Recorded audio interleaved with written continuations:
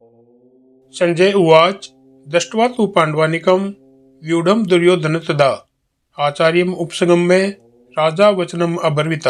जब दुर्योधन ने पांडवों की सेना को सुयोग्य और अनुशासित रूप में युद्ध के लिए तैयार देखा तो वह तुरंत अपने गुरु द्रोणाचार्य के पास गया और उनसे बातें करने लगा।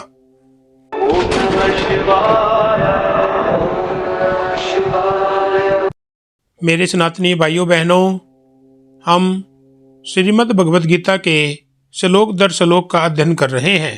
तो आज हम श्रीमद् भगवद गीता के दूसरे श्लोक का अध्ययन कर रहे हैं। आप सबका मेरे साथ जुड़ने के लिए दिल से धन्यवाद। दूसरे श्लोक में संजय कहते हैं, जब दुर्योधन ने पांडवों की सेना को सुयोग्य और अनुशासित रूप में युद्ध के लिए तैयार देखा तो वह तुरंत अपने गुरु द्रोणाचार्य के पास गया और उनसे बातें करने लगा। यह श्लोक केवल एक दृश्य वर्णन नहीं है, बल्कि मानव स्वभाव और नेतृत्व मनोविज्ञान का गहरा चित्रण है।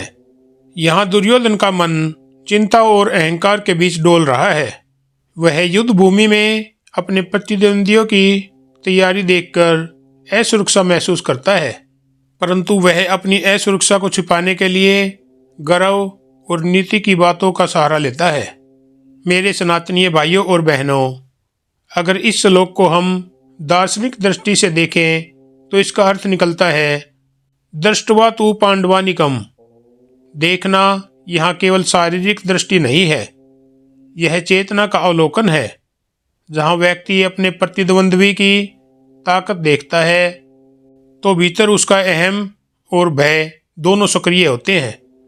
आचार्यम उपसंगम्य यानी दुर्योधन को अपने गुरु के पास जाना यह दर्शाता है कि भय या संकट के क्षणों में मनुष्य मार्गदर्शन चाहता है, चाहे वह अधर्म के पथ पर ही क्यों न हो।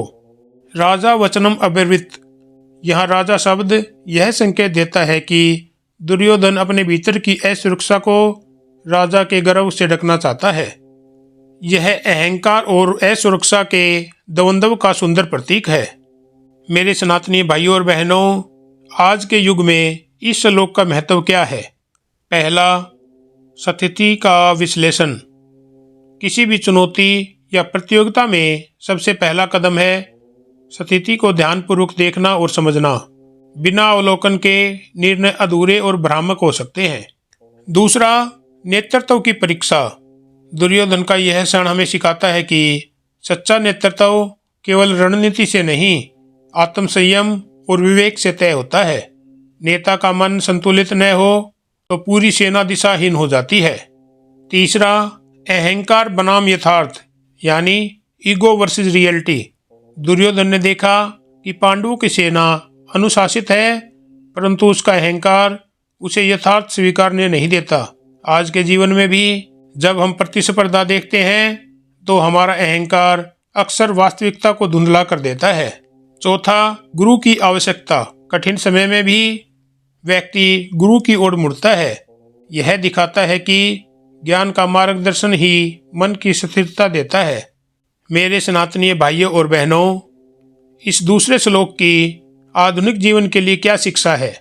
यही है कि किसी भी चुनौती के पहले स्थिति का सही विश्लेषण करें। भय और अहंकार के बीच संतुलन बनाना सीखें। योग्य गुरु या मार्गदर्शक की सलाह को गंभीरता से ले। वास्तविकता को देखना और स्वीकारना ही सच्ची शक्ति है। जब दुर्योधन ने पांडवों की सुव्यवस्थित सेना देखी, उसका मन कांप उठा, भय और गर्व के बीच फंस गया और तभी वह अपने गुरु द्रोणाचार्य के पास गया। मेरे सनातनी भाइयों बहनों, यही जीवन का सत्य है। जब भी हम किसी चुनौती को सामने देखते हैं तो मन में द्वंद्व उठता है। क्या मैं तैयार हूँ? अहंकार हमें कहता है कि तू राजा है, पर भीतर की चेतना कहती है संभल जा, समय कठिन है। गीता का यह श्लोक हमें यही सिखाता है कि स्थिति को स्पष्ट रूप से देखना ही पहला ज्ञान है। जो व्यक्ति अपनी आंखों से सत्य को देख लेता है, वही आगे धर्म, नीति और विजय की राह पकड़ सकता है। और यहीं से गीता का संदेश प्रारंभ होता है। बाहरी युद्ध से पहले भीतर का युद्ध जीतना जरूरी है। जय श्री कृष्णा। तो मेरे सनातनीय भाइयों और बहनों, यह थी हमारी आज की वीडियो, श्रीमद् भगवद गीता का दूसरा श्लोक। अगर आपको वीडियो पसंद आई हो तो वीडियो को लाइक और शेयर करें, चैनल को सब्सक्राइब करें और कमेंट में जय श्री कृष्ण अवश्य लिखें। इसी के साथ हर हर महादेव। ओम शिव शक्ति नमः। सनातन धर्म की जय हो।